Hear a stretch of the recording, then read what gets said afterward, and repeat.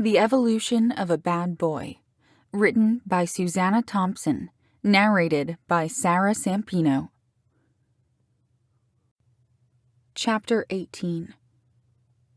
"I missed you," Celeste blurted after they were seated in Dylan's car. She was too happy about being with him again to care if she sounded eager.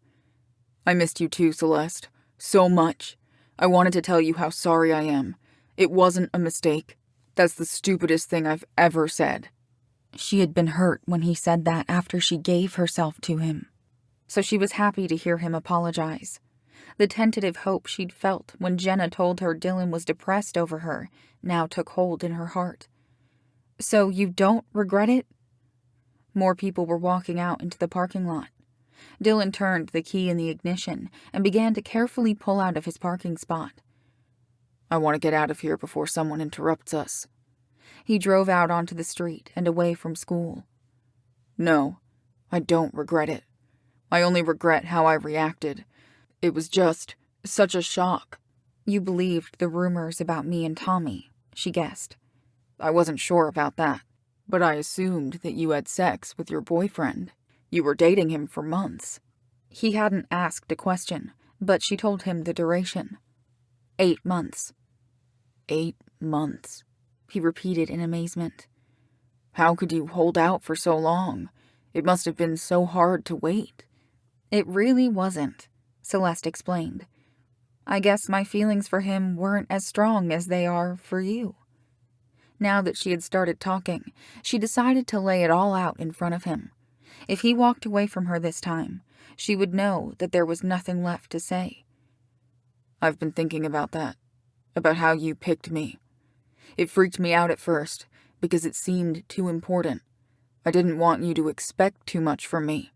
"I never expected anything," she protested. "I was sure we wouldn't last long." He glanced at her. "You were? Then why did you have sex with me?"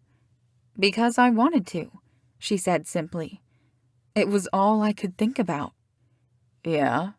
Dylan asked with a cocky grin. "Yes," she confirmed. "It's funny, because I was going to prove to you that you couldn't have any girl you wanted. It turns out that I'm not any different than all your other girls. By the way, where are we going?" "We're going to my house," he answered. "You are different, Celeste." "Your house? See? That didn't take long." "It's just so we can talk alone," he assured her. "I'm not trying anything." "How am I different?" Celeste demanded. "I don't know," he admitted. "I just know that the way I feel about you is different. I've never wanted to be with just one girl until I met you." She was overwhelmed with the sudden urge to kiss him, but controlled herself until they pulled into his driveway. Celeste pounced on him as soon as he put the car in park. He was taken by surprise, but he began to kiss her back hungrily. She couldn't get close enough to him in the car, so she broke the kiss to suggest they go into the house. Dylan then remembered to turn off the car. Celeste kept her hands to herself until they entered the house and closed the door. Then she began to run her hands under his shirt while they kissed again. He pulled away from her. "I'm going to do more than talk if you keep that up. We need to cool down." "How do you expect me to cool down after watching you strutting around on stage?" "Strutting around?" Dylan asked with a smirk. "Celeste, are you turning into a groupie?" "Only for you," she said, as she began to walk upstairs toward his room. "I can live with that." He followed her while she shed clothes in the hallway.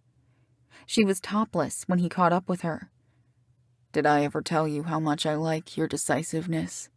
Dylan asked as his eyes roamed over her exposed flesh. "Actions speak louder than words," she said, goading him into doing exactly what she wanted.